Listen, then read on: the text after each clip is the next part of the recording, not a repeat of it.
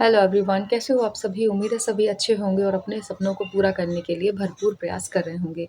आज हमारा टॉपिक है कि किस तरीके से आप अपने सपनों को पूरा कर सकते हैं, आगामी परीक्षाओं को कैसे निकाल सकते हैं आसानी से। तो देखिए, किसी भी परीक्षा को निकालने के लिए, चाहे वो कॉम्पिटिशन एग्ज़ाम हो या नॉर्मल परीक्षा हो, उसको सबसे पहले जो चीज़ की ज़रूरत होती है, वो होती है आपके कठिन परिश्रम की।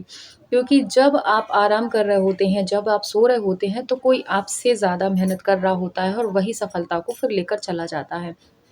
क्योंकि आज कंपटीशन इतना ज़्यादा बढ़ चुका है कि अगर आप सोचते हो कि मैं 1 घंटे के लिए आराम कर लूँ, तो वो आपका 1 घंटा आपकी मेहनत पर भारी पड़ सकता है, क्योंकि अगर उस 1 घंटे में कोई और मेहनत कर रहा है, तो वो आपसे आगे निकल सकता है।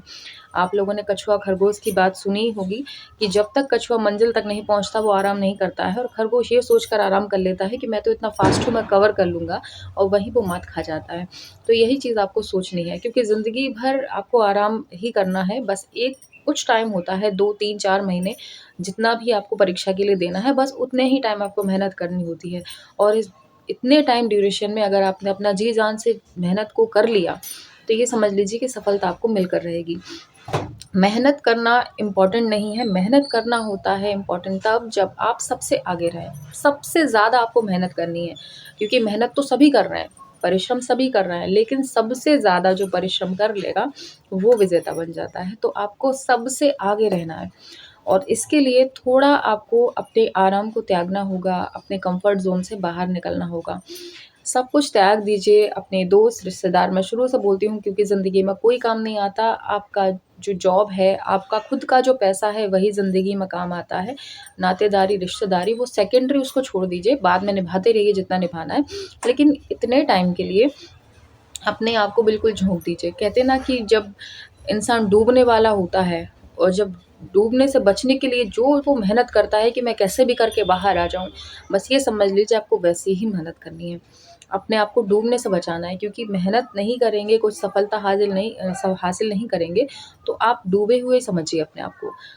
ज़िंदगी आपको समय-समय पर एहसास दिलाएगी कि आपने कुछ नहीं करा ज़िंदगी में। आपके खुद के सगे वाले, जो आपके घर के सदस्य भी हैं, अगर आप सक्सेस नहीं हुए, तो वो भी आपको टाइम-टाइम पे एहसास कराते रहेंगे कि तुमने क्या किया है ज़िंदगी में। इसलिए सबकी परवाह छोड़कर सिर्फ़ और सिर्फ़ आपको अपने परिश्रम पर ध्यान देना है।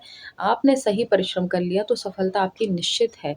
सबसे आगे रहना है, क्योंकि अभी पिछली परीक्षाओं में बहुत लोगों ने ये बोला कि हमने तो बहुत मेहनत की थी, लेकिन हम सक्सेस नहीं हो पाए। हम रह गए।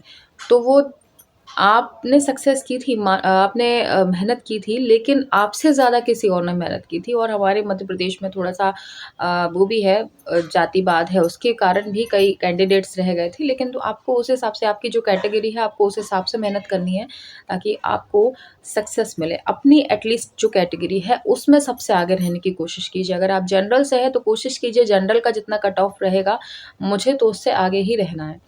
तो इस हिसाब से मेहनत आपको करनी है। कभी भी परसेंटेज सोच के मत रखिएगा कि मेरे 100 का क्वेश्चन है, 100 का क्वेश्चन पेपर है, तो मुझे कम से कम 80 लाने हैं। ये सोच के पढ़ोगे तो कभी कामयाब नहीं होगे।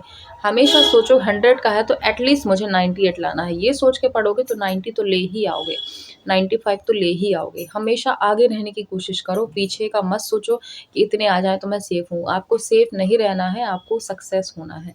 ये सोचकर पढ़िएगा, सफलता आपको ज़रूर मिलेगी। आई होप आपको समझ आया होगा कि ज़िंदगी में क्या करना है और कैसे करना है। तो सबसे प्राथमिकता अपने आप को दीजिए। आप अपने आप को बेहतर बनाएँगे, आपकी ज़िंदगी ऑटोमैटिक बेहतर होगी और दूसरों से आपके संबंध भी ऑटोमैटिक बेहतर हो जाएँगे। आपने एक कहावत सुनी होगी कि अगर आपकी जेब में पैसा है, तभी लोग पूछते हैं कैसा है ना? तो अपने आप को चाहते हैं कि लोग आपकी वैल्यू करें, तो सबसे पहले आप अपनी वैल्यू समझिए, अपने आप को सक्सेस बनाइए, तब कहीं जाकर आपकी लाइफ़ बेहतर हो सकती है। मिलते हैं अगली वीडियो में, तब तक के लिए बाय।